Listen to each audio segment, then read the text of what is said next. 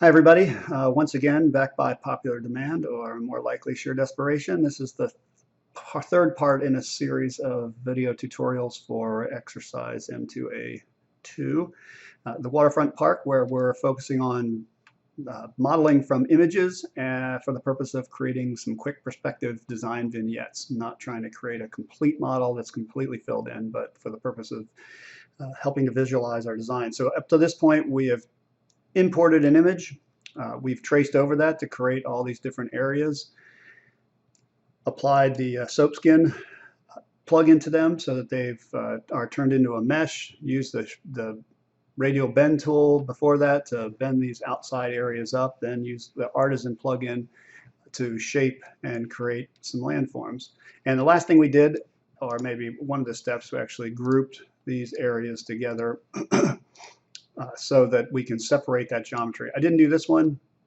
Doesn't really matter because it's not connected to this low area here, but if it makes everybody feel better, I'll make a group out of that too. Now, this video isn't going to be quite as long. It's really about how we take this center area.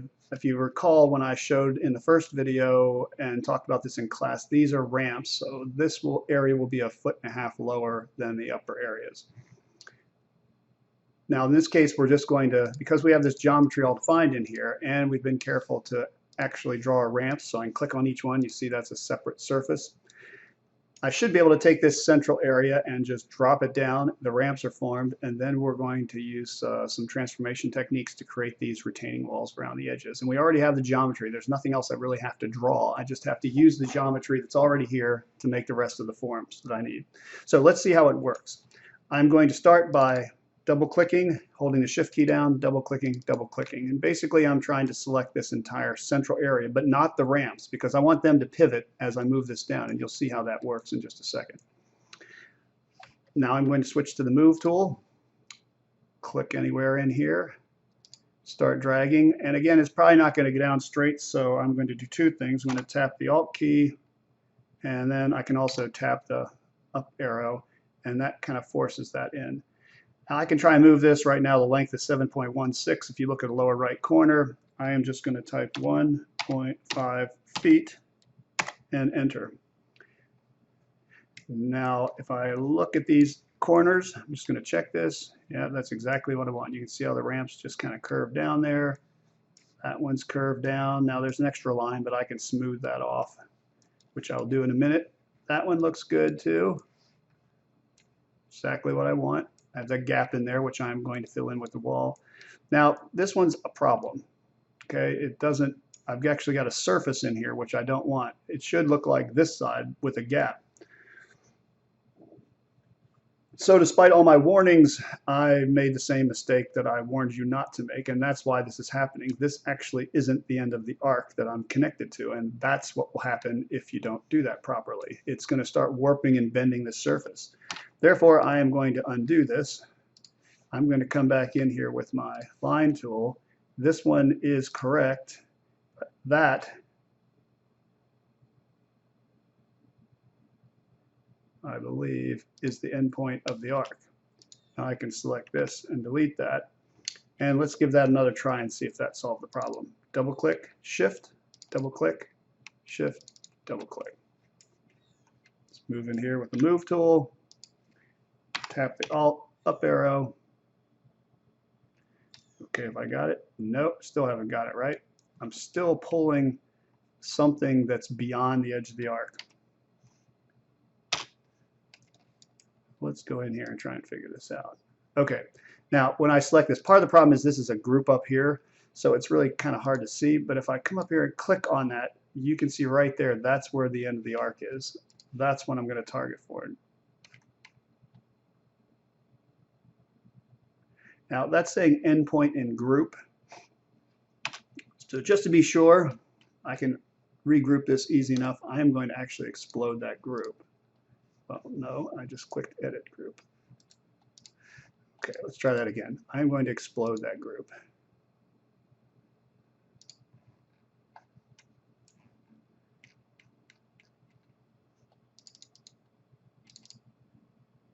Which is okay because I want to make sure I can do this before I keep going. So I want to be able to, eventually I do want to regroup this because I'm going to use the line inside the group to create the retaining wall. But just to make sure the geometry is completely available to me, now I'm going to come in here and click on this, and you can see exactly where the end of the arc is. So I missed it by a little bit.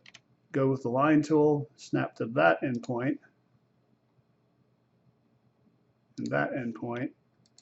Again, I just right click on it, select that, double click, regroup this. Okay, let's try it again. So again, I'm glad this happened because it shows you what you have to do to troubleshoot it. If you see that, and that's what the problem is. So now if I spin this around, you can see that line is okay that you see there. I can smooth that, but now I'm not getting that vertical surface between the bottom of the ramp and the top of the adjacent edge. So I've got that fixed. That's why you need to use a single arc. Make sure those lines that go perpendicular go from end of arc to end of arc. Now that I've got this constrained, 1.5 feet, enter, and there I go. Okay, so now we've got our sunken area. We've got our nice ramps that are working their way down there. Everything looks great except for that gap along the sides, and that's where we're going to create retaining walls to compensate for that. Now, because I have these grouped, I'm going to go inside each group to make the wall, which actually kind of makes sense then, right? Because it's associated with that landform. Let's start with this big one over here. And that way it creates that same hierarchy. I've got this landform. I need a retaining wall to keep that back to allow this sunken area to come down. So double click on this, and I am going to spin this around and just do a marquee selection. And you can see that I've got it from end of ramp to end of ramp. There are a couple cases where it may go over, but okay, I've got that. Now, in order to create the wall from this, the easiest way to do that is actually to use the offset tool. Again, goes back to the point that you need to have good geometry. I want to make sure this actually comes out a little bit and that this line isn't visible in the wall. So the first offset I'm going to do is just pull this off maybe 0.5 feet. And now I've got a copy that the wall will just push out a little bit beyond where the landform is. I'm going to switch to the move tool. I'm also going to triple click on this offset version because it's floating there by itself. Okay, so I've got that. And what I want to do is move that up 6 inches so it's above the surface of the landform there. So I offset it 6 inches over, and now I'm going to move it 0.5 feet up. Okay, that way it's sitting above, it's not going to connect to the terrain. I can't make it a group yet because it's just a series of connected lines and arcs, but I can still use my offset tool, right? So let's make this wall 2 feet thick. So I'm going to offset it back this direction, 2 feet. Switch to the line tool, go to both ends. I've got my offset, but it's not a closed surface, so snap right to the endpoint, and there we go. Now I've got the beginning of my wall already formed there, nice and level. And of course, being the good organizational person I am, I'm going to double click on that, right click, and make it a group. Once I've got that set as a group, I can get inside that group, use the push-pull tool, and go underneath, snap it down to that surface, and voila, retaining wall. Now I see those lines in there, so I'm going to triple click, soften smooth edges. It looks pretty good. Okay, and then of course, just like we did on exercise M2A1, I want to add that little top of the coping in there.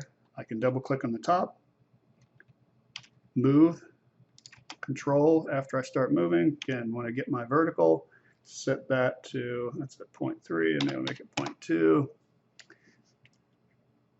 And before I do anything else with that, I'm going to, of course, make it a group. Go inside the group. Use the offset tool. And offset that out, maybe another 0.2. Get rid of that internal piece. And then like before, oopsies, sorry. Like before, go to the push-pull tool and just snap that down to the edge. And once again, it needs a little soft and smooth as well.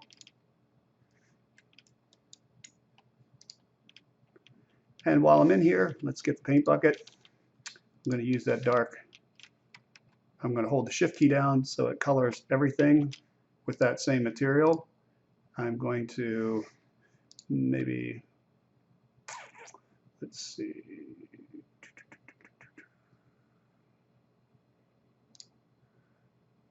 Okay, there's a concrete block. Hold the shift key down, click on that. Just as a placeholder, it might not be what you use. And close the group. And there you go. We've got that first retaining wall in there. Fits perfectly, goes right up along the ramp. Now that gap is closed and everything looks really nice. So we start working with our vignettes, creating the perspectives. We got a little height above the landform on the other side. That's why we do the landform first. If you use the Artisan plugin, that's another reason why we crease those edges, because it keeps that exactly even, nice and even along there, and the landform can go up beyond that. So let's go over here. I'm going to select this, right click, and just choose soften. And I don't need that dialog box. That'll just soften and then make it disappear. So I'll do another one or two just so you get that process again. And then that's really all I'm covering in this video.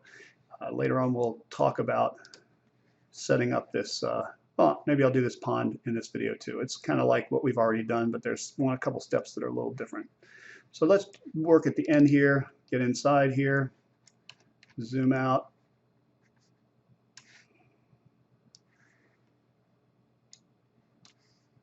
Quickest way just to select that line, series of arcs and tangents. Going to use my offset tool, offset that out 0.5 feet. Triple click it. If you want to weld it, you can. It's not absolutely necessary. Maybe I'll weld this one just to show. A couple people are having this issue when you're using this.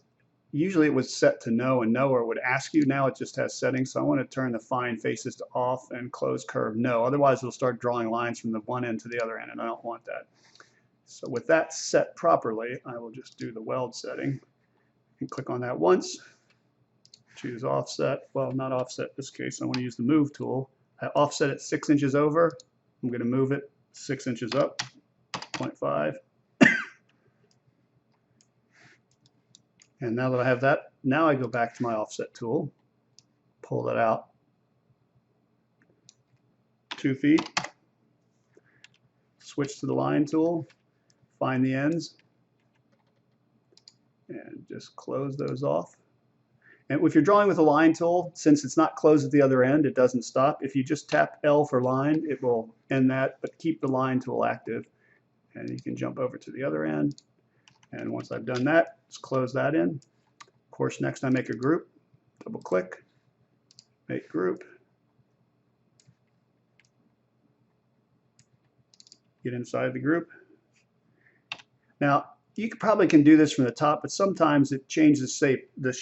Sometimes the surface, when you pull it through from the top, it might leave the top surface empty. In this case, it seemed to work okay. But if you need to get under it, you can just tilt your view. Otherwise, that seemed to work pretty well. Also, what I noticed, at least right now with this one, because I welded it together, it ended up being already softened and smoothed. Because those connections aren't there, it sees it as a continuous curve. So that might actually save you a little step. But either way, it will work. I did the first one without welding it, did this one with. Pretty much works the same way. I can select the top surface. I'm going to use the move tool. Control. Move that up 0.2. Oops, sorry, 0.2 feet. Try that again. Move tool. Click, tap. 0.2 feet. Here we go.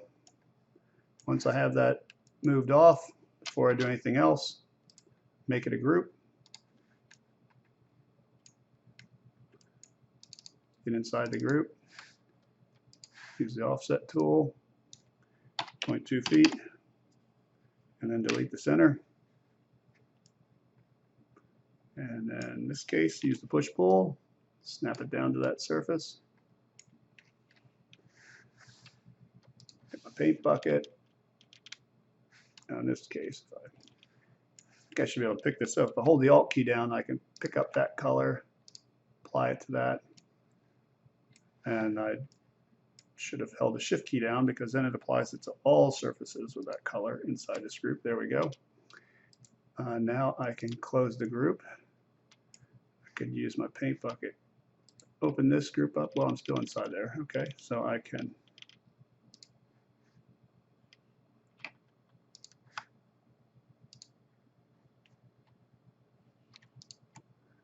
apply that texture. I'm just using the Alt key to turn the bucket into an eyedropper to pick up the material, and then I can reapply it. So there we go. There's a second retaining wall. So now you can kind of get an idea what this is going to look like. And you've got this lower area, you've got the seat height retaining walls, the landform in the background, and then the next step is really just to go in and add the components for the vegetation, the trees, shrubs, ground cover, whatever that may be. All right, I'm not going to go through any more of those. I will finish this later on. That's enough for you to understand what's going on. And if you have a stray line like this, if you delete it, the surface will disappear. What you want to do is right-click on it, choose Soften, and it just will blend it in. And if I show the hidden geometry, you can see that it's still there. It's just smoothed off. Okay, let's take care of this. Same thing I can do before. I'm just going to delete that to separate this pond, the water surface. Double-click on that. I'm going to move that down. I don't know. This doesn't have to be real deep. Between 2 and 3 feet. There's 3.02. Okay, now this one, if I use the soap skin and bubble on it just the way it is, if I like select this line all the way around and this one, what happens is because there's no connection between those lines, it'll end up trying to put a soap skin on this, which I don't really need right now. If that's going to be the water surface, I don't really want it undulating, correct? What I can do to kind of help it along a little bit is zoom in here and just pick a point here and pick a point here. Tap L, come over here, pick a point, tap L. And now if I go back and make my selection and come in here,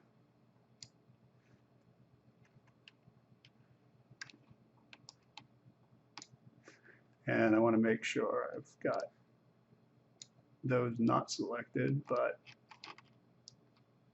those selected. Okay, I don't have. Another thing you can do once in a while, I'll do this if I'm selecting things. This is pretty clear, but sometimes if there's 3D objects and you might have gotten actually a line behind, I'll just go up here to X-ray mode, and see that now I can see through, and you can see that I did actually select another line in here. I wouldn't have been able to see that because it's behind the retaining wall, but it's still a piece of geometry that I can select. So that's a really useful tip. Just flip the X-ray mode on and make sure you don't have anything else selected. Okay, now that I have that first part selected, I should be able to use the soap skin, go to 30, and let it do its thing.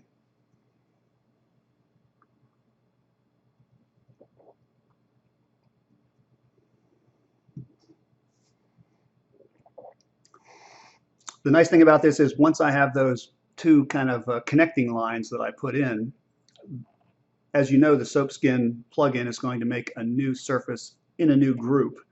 And there's no surface here to begin with, but those lines are still going to remain behind. So once it gets done with this one, I can just select the top half and those two lines, which will still be there, and do the same thing. So it takes a little more time. It's kind of filling in this complex shape, but we'll let it work.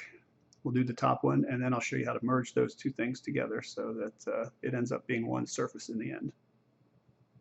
And this is really just creating that little embankment between the upper level where the walkway is and the lower level that represents the surface of the water.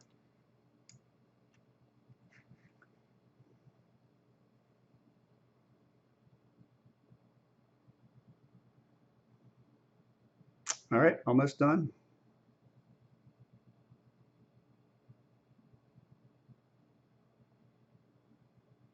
Ooh, there we go. Isn't that nice? Okay, back to my select tool. I'm going to come back over this area, select all the pieces I need, hit X-ray, make sure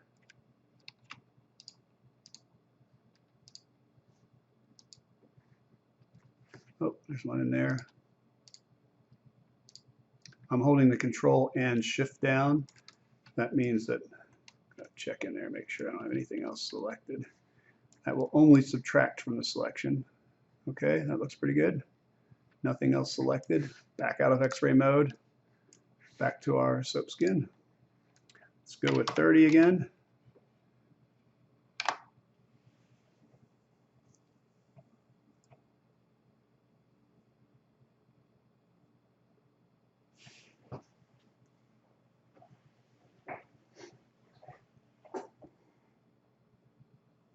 Once again, there's probably a good reason to keep this as a separate piece. I didn't group this center collection of geometry because I knew I was going to move it down and I needed it to bend and flex. Once this is done, though, I could group it back together if I want. But this particular part, I might want to go in later and manipulate the landform a little bit using Artisan. So as you'll see in a second, once this gets done, I'm actually going to group those things together. And then once they're inside a group, explode each of them, which will cause them to connect up and become one surface. And then that one group will still be separate from the water itself. And also, I'll probably apply a different material to that, obviously, than the water and than the paving area that's around it. All right, perfect. Now, I'm not going to worry too much. It's interesting, must be the direction of the path, why this one, the faces are reversed. I'll just choose reverse faces, and that way they'll look the same as the other ones. Okay, so before I connect these, that's probably a good thing to do just to make it consistent, since it's going to become one surface. I don't really want one half of it facing one way and one half facing the other. Now I will click on that one, on this one, and group those together. Once I've done that, I can select both of them inside the group and explode them. And you can see that original line is kind of grayed out in there. I think that's because that is outside. Now I can get rid of that. I can get rid of that. And if I go in here and triple click and do the soft, I don't have to worry about those other lines that actually created, because once I do the soft and smooth, it's going to hide those anyway. Okay, there you go. That's how you do the center water area. And you can use the same method to finish the retaining walls on both sides. I'm not going to take time in the video to do that. But that way, if we want to go back to our paint bucket, maybe we'll get another kind of ground cover material for this one. Go up here, find water. Let's put dark blue. If this one will work, because it's not the default. Oh, that's not grouped yet. There we go. When we get to a chance to talk about V-Ray, this is something V-Ray actually has its own water materials, as reflectivity and bump maps that can make it look like undulating water surface that's moving with the breeze, and even displacement to make it go up and down. But for now, just at least kind of color coding this. We'll talk about materials next week. And that's it. You're modeling, once you finish these other two retaining walls, which I haven't done yet, the model's done and it's ready for you to add components to it and materials. There's no other real modeling you have to do after you get to this point. You can see everything's looks pretty good. You can zoom in here. And for your vignettes, once you get to here, you can put the pavilion in, maybe place a few trees and start, but think about your views first. And one of the tools we have to do this is this little icon down here. This is a position camera. If I select that, I can say, I want to stand here and I want to look here, and it's going to give me that. Now, because this defaults to a 5'6" eye level, it's not recognizing the height. So I'm going to have to pull this down a little bit just to elevate my camera view. But I can do that and then go up to camera and choose 2-point perspective, and that gives me that horizontal level eye level view. And you can see if I turn the axes off, I've got that gap still in here because I haven't put the retaining wall in. But once I do that, it really creates a nice composition. You can think about the pavilion's over there. That might be one of your vignettes to be able to show this major feature within the park. Activities around the water, that's always an area that people are drawn to. And then this area over here could be just a seating area. It could be a place where there's performances. I think in one of the models I showed you earlier, I actually had like classic cars parked there. It could be a car show or something like that. So those are a few things that hints or ideas that I would say that they're kind of three main features: the water feature, the pavilion area, this kind of display performance area. But if you choose to, really emphasize the meandering path through this, through the park itself, that's okay too. But just start thinking about that, because that way, once you set up your views, you can place, let's say, I'm going to go back to the view that I had. You can also use this, instead of clicking and dragging, you can just kind of point it in the direction you want to look and then click there, and it will give you the view from that point at eye level. And if it's not 2-point, you can always do 2-point instead of clicking and dragging. That might be the best method for this, because it has landform and it just sets the height 5'6" above the point that you clicked. Now, if you set a view like this, and that's going to be one of your vignettes, if you go to the scenes, and I need to close some of these up so I can see what I'm doing. So the scenes here are the saved views, and all I do is click on Add Scene. It'll ask you, do you want to save the style? We're not dealing with styles right now, so you can say, don't save this again, just create the scene, thank you. And now I've got that. So if I spin around and do anything else, all I have to do is click right here, and it'll take me right back. That way you can move into a different view to add plants and trees and everything else, but at least you know that for this particular view, you don't have to populate everything else all back in here, over here. You don't need to place trees and everything. You just need to place them in the field of vision for that particular view. And that's the way I want you to approach each of these. I want you to fully elaborate on all the details of plants and trees and shrubs and ground cover and people, but think about it in terms of a composition for a particular vignette that you're going to create, not that you have to do it for everything. And maybe next week too, I'll talk a little bit about, maybe I'll put another tutorial again, number 4, that we'll deal with placing components, kind of the way to pick components, and also for something like this would be great, but there's no background, right? So I could use a photograph as a background. I could create another landform. I could put vegetation back there, whatever the case may be. And we'll talk about some methods to do that. But the idea is that once you've gotten to this point, with the addition of this retaining wall and this one, your modeling is done. That's all you have to do to model this site. The rest of it is going to be placing components, which you can pull off of a couple different online sources. 3D Warehouse is the main one, but there are some other ones. And really think about a good composition that represents the design idea here. So hopefully that will keep you going, and look forward to doing the next one.